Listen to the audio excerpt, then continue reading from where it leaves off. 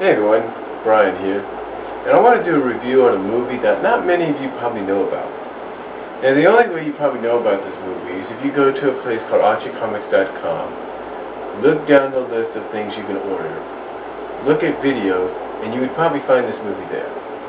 The reason for that is because this movie was made in association with Archie Comics back in the mid-90s, back around 1990, at the beginning of the 90s. Well, basically at the beginning of the 90s. What's the movie I'm talking about? Well, it stars Archie Comics' mascot himself, Archie Andrews. But it's not an animated cartoon, no. And it's not a live-action film filled with teenagers representing the characters. It's not that either. Although it is live action, but it's a little bit more different.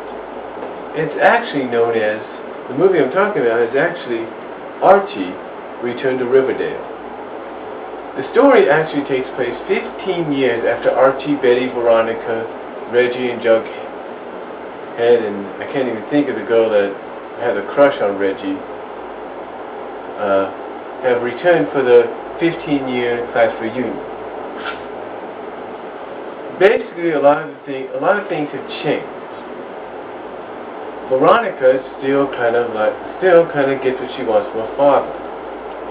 In other words, Veronica goes to Paris, and when she hears Archie's on his way back for the reunion, decides she wants to go back as well. Then you have Betty, who, like Archie, is now with someone else. Now, I can't think of the guy's name, though. But this guy is sort of an egotistical, self-centered snob, I guess you could say. But the same could be said for Archie Andrews' fiancée as well, named Pam. She's also very stuck-up and a snob. Now, at first you may not notice that. You may think, oh, she's probably just a regular girl, she might get along with Betty and Veronica. Wrong. You find out how she truly feels about Riverdale and about Archie's friend.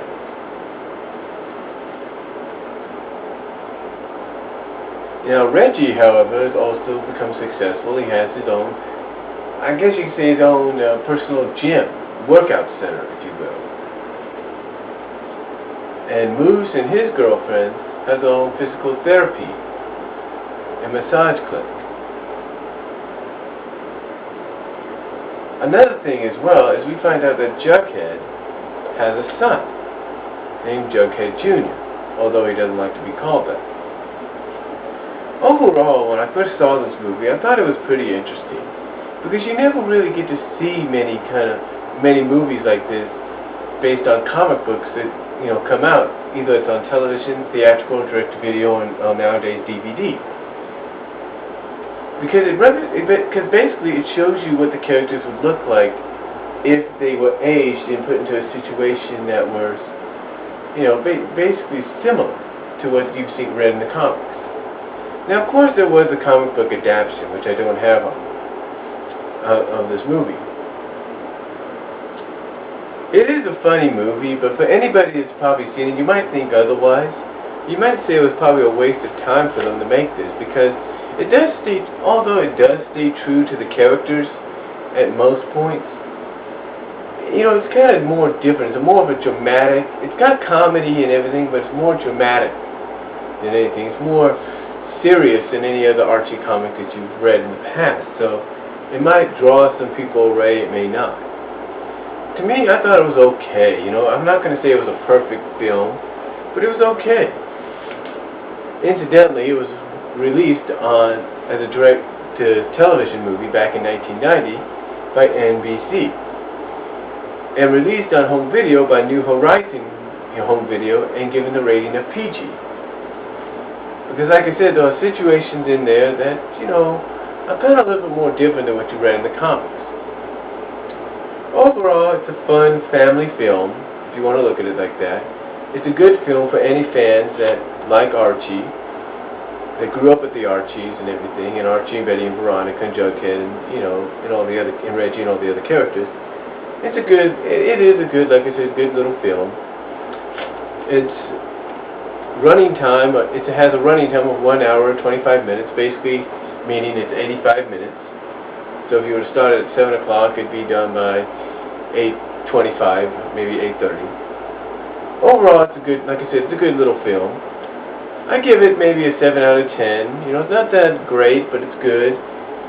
Like I said, you don't usually see many of these out there, you know, that have these kind of like reunion stuff based on comics, so seeing what the characters would look like when they're older.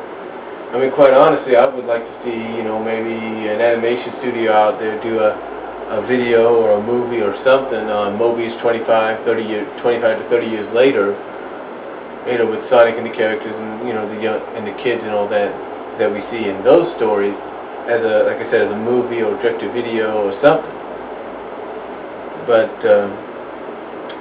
I have to say it was pretty good, you know, especially for being released in 1990, giving you an idea of basically what, you know, not only what these characters would look like, but giving you an idea of how you would probably react. I mean, things do stay the same. I mean, Betty and Veronica are still attracted to Archie, both vying for his attention, so basically nothing changes. In the end, Archie, Betty and Veronica, and Reggie and Jughead end up staying in Riverdale.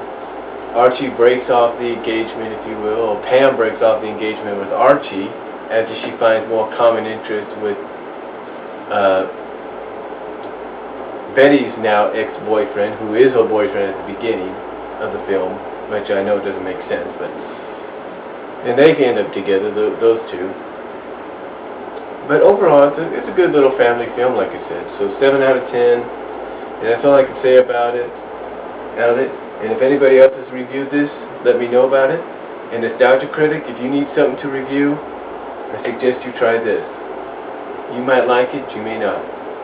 But that's all I can say on my review of the movie Archie, Return to Riverdale. I hope you enjoyed it. Peace.